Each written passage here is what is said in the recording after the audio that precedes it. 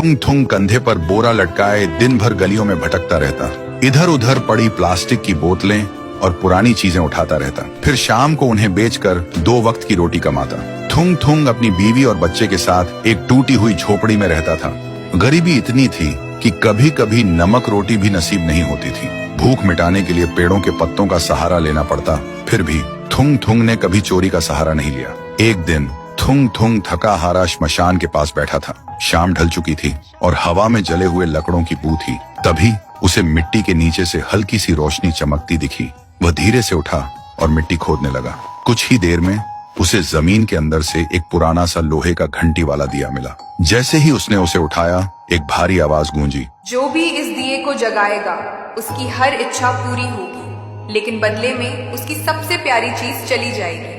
थुंग थुंग का दिल जोर जोर से धड़कने लगा। वह मन ही मन सोचने लगा, सबसे प्यारी चीज मतलब क्या? वह घर लौटा और बीवी को सब बताया। बीवी ने ध्यान से सुना। उसकी आंखों में डर भी था और थोड़ी सी उम्मीद भी। फिर बोली, 3 दिन से बच्चा भूखा है, क्यों ना पहले खाना मांग ले। थुंग थुंग ने कांपते हाथों से दिया जलाया और धीरे से बोला, हे दिए, मेरे भूखे बच्चे के लिए अनाज दे दो, बस पेट भर खाना दे दो। अचानक पूरी झोपड़ी अनाज और रोटियों से भर गई। बीवी खुशी से रो पड़ी।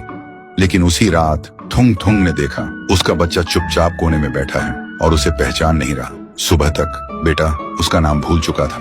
थुंग थुंग टूट गया, लेकिन घर में अनाज था और भूख खत्म हो चुकी थी। उसने खुद को समझाया, बाद में बच्चे का इलाज करवा लूंगा। फिर उसने सोचा, एक और बार इस्तेमाल कर लेता हूँ। इस बार उसने मांगा, हे दिए, पक्का मकान और दुकान दे दो। पलक झपकते ही टूटी झोपड़ी की जगह एक सुंदर पक्का घर बन गया और बगल में भरी हुई दुकान खड़ी थी। थुंग थुंग खुशी से बीवी के पास दौड़ा, लेकिन उसने देखा उसकी बीवी पत्थर की मूर्ति बन चुकी थी। थुंग थुंग चीखता रहा, रोता रहा और कोने में रखा वह दिया हंसता रहा, क्योंकि शर्त वही थी, हर बार सबसे प्यारी चीज खोना। अब थुंग थुंग के पास बड़ा घर था, पर वह पूरी तरह अकेला पड़ गया था। वह रोते हुए पत्थर बनी बीवी को गले लगाकर बोला, मुझे ये अमीरी जिंदगी नहीं चाहिए। मेरी बीवी और बच्चे को पहले जैसा कर दे, भले ही हम भूखे रहे। दिए की हंसी अचानक रुक गई। एक तेज रोशनी हुई।